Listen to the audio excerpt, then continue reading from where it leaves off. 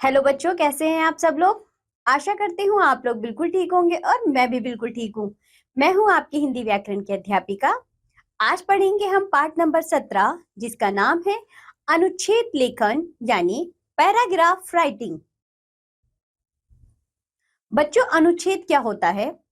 जब कम शब्दों में हम अपनी बात को कहते हैं तो उसे एक अनुच्छेद के माध्यम से पूर्ण करते हैं, यानी कि एक छोटे से पैराग्राफ के रूप में लिखकर हम अपने भावों विचारों को व्यक्त करते हैं। तो आइए लिखना सीखते हैं कि अनुच्छेद किस तरह लिखा जाता है। किसी दिए गए विषय पर क्रमबद्ध रूप से अपने विचार लिखना अनुच्छेद कहलाता है। अनुच्छेद लेखन द्वारा विद्यार्थी की कल्पना शक्ति, रचनात्मकता, शब्द भंडार तथा मौलिकता का विकास होता है। अनुच्छेद लिखते समय विद्यार्थी को कुछ बातों का विशेष ध्यान रखना चाहिए। तो बच्चों, जब हम अनुच्छेद लिखते हैं, हमारे पास कोई विषय होता है, जिस तरह आपको याद है निबंध लिखते हैं, उसी तरह अनुच्छेद लिखते हैं, लेकिन बहुत कम शब्दों में हम अपनी बात को कहते हैं। अनुच्छेद में हमें कम शब्दों में अपनी बात भी कहनी है। उससे क्या क्या लाभ होता है? उससे हमारी कल्पना शक्ति का विकास होता है, हमारी रचनात्मकता बढ़ती है और साथ साथ हमारे शब्दों का भंडार भी बढ़ता है। तो आइए देखते हैं किस तरह अनुच्छेद लिखा जाता है। सबसे पहले अनुच्छेद लिखते समय हमें सर्वप्रथम दिए गए विषय पर सोचना चाहिए। यानी कि बच्चों, जिस विषय में हमें अनुच्छेद लिखना है उस विषय पर हमें पहले अपने मस्तिष्क में सोचना चाहिए और एक रूपरेखा तैयार कर लेनी चाहिए। ठीक है। आगे देखिए, विचारों को व्यवस्थित करना चाहिए। यानी कि जिस विषय पर हम अनुच्छेद लिखना चाह रहे हैं यानी कि जिस विषय पर हम अनुच्छेद लिखेंगे उस विषय से संबंधित जितने भी विचार हैं उन्हें हम व्यवस्थित रूप में लिखेंगे।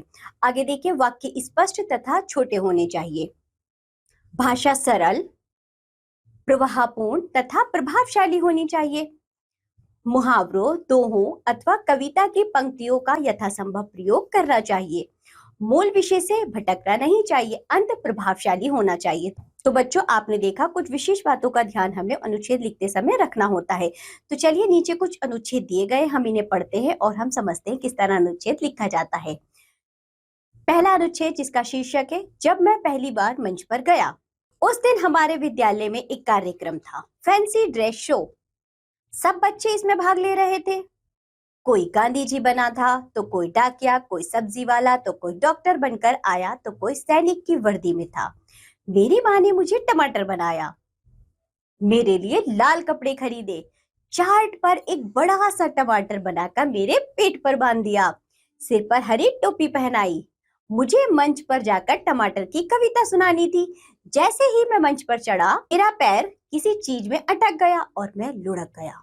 सभी हंसने लगे पर मैं रोने लगा। मेरी अध्यापिका बोली, देखो देखो, टमाटर लुढ़क रहा है। लोग तालियां बजाने लगे।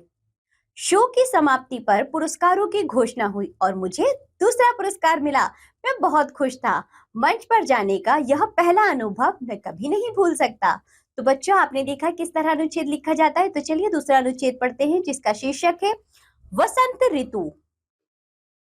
संसार में भारत ही ऐसा देश है जहां सारी ऋतुएं आती हैं, गर्मी, वर्षा, सर्दी तथा वसंत। वसंत ऋतु का आगमन भीषण सर्दी के बाद होता है। वसंत ऋतु सभी ऋतुओं में सबसे सुहानी ऋतु है। इस ऋतु में ना तो अधिक सर्दी होती है और ना ही गर्मी। यह ऋतु फरवरी मार्च में होती है। इस ऋतु में प्रकृति अपने सर्वोत्तम रूप में होती है। चारों ओर बागों में फूल खिले होते हैं, फूलों पर भंवरे गुंजार करते दिखाई देते हैं, तितलियां मंडराती हैं, आमों में बौर आने लगते हैं और कोयल की कूक सुनाई देती है। इस ऋतु में शीतल तथा मंद मंद पवन बहुत सुखदाई लगती है। वसंत पंचमी तथा होली का त्योहार भी इसी ऋतु में आता है। बच्चे, बूढ़े, जवान सभी के मन प्रसन्नता से खिल उठते हैं। शायद इसीलिए इसे ऋतुराज कहते हैं। चलिए बच्चों, तीसरा अनुच्छेद देखते हैं, जिसका शीर्षक है कंप्यूटर। आज का युग विज्ञान का युग है। वर्तमान समय में विज्ञान ने हमें कंप्यूटर के रूप में एक अनमोल उपहार दिया है। आज जीवन के हर क्षेत्र में कंप्यूटर का उपयोग हो रहा है। जो काम मनुष्य पहले हाथ से करता था, आज वही काम कंप्यूटर द्वारा किए जा रहे हैं। कंप्यूटर का उपयोग दिनों दिन बढ़ता जा रहा है। कंप्यूटर ने दुनिया को बहुत छोटा कर दिया है। इंटरनेट द्वारा गूगल, मोजिला आदि वेबसाइट पर दुनिया भर की जानकारी घर बैठे ही प्राप्त की जा सकती है। इंटरनेट पर ईमेल के द्वारा विश्व में किसी भी जगह बैठे व्यक्ति से संपर्क किया जा सकता है। इसके लिए केवल ईमेल अकाउंट और पासवर्ड का होना आवश्यक है। कंप्यूटर मनोरंजन का भी एक महत्वपूर्ण साधन है। इस पर अनेक खेल भी खेले जा सकते हैं। कंप्यूटर सचमुच एक जादुई पिटारा है। चलिए बच्चों, एक और अनुच्छेद पढ़ते हैं जिसका शीर्षक है पुस्तकालय। पुस्तकें ज्ञान का भंडार होती हैं। विद्यार्थी का पुस्तकों से गहरा संबंध होता है। जीवन में प्रगति करने के लिए पुस्तकालय बहुत उपयोगी होते हैं। इसी कारण हर विद्यालय में एक पुस्तकालय अवश्य होता है। हमारे विद्यालय में भी एक पुस्तकालय है जहां अनेक भाषाओं की तथा हर विषय की पुस्तकें उपलब्ध हैं। हमारे विद्यालय में पुस्तकें अलग अलग विषयों के अनुसार अलग अलग अलमारियों में रखी गई हैं। किसी भी विषय के बारे में कुछ जानना हो तो उस पुस्तकालय में जाकर उसके बारे में जानकारी ले सकते हैं। हमारे लिए हर विषय की पुस्तक खरीदना संभव नहीं होता है, पर पुस्तकालय जाकर अपने ज्ञान की वृद्धि कर सकते हैं। पुस्तकालय में पुस्तकों के अतिरिक्त अन्य पत्र पत्रिकाएं तथा समाचार पत्र भी पढ़ सकते हैं। विद्यार्थियों का यह कर्तव्य है कि वह पुस्तकालय में शांति बनाए रखें तथा पुस्तकें पढ़ने के उपरांत उन्हें यथास्थान पर रख दें तथा पुस्तकें गंदी न करें। पुस्तकालय के नियमों का पालन करें। तो बच्चों, आपने देखा हमने यहाँ पर 4 अनुच्छेद पढ़े हैं। अनुच्छेदों को हमने कितने छोटे छोटे और सरल वाक्यों के रूप में पढ़ा है और चारों को भी हमने आसानी से ग्रहण किया है। तो इसी तरह बच्चों, जो अनुच्छेद लिखने के नियम बताए गए हैं आप उनका विशेष ध्यान रखेंगे और नीचे देखो कुछ विषय दिए गए हैं, आप उन पर अनुच्छेद स्वयं से लिखेंगे।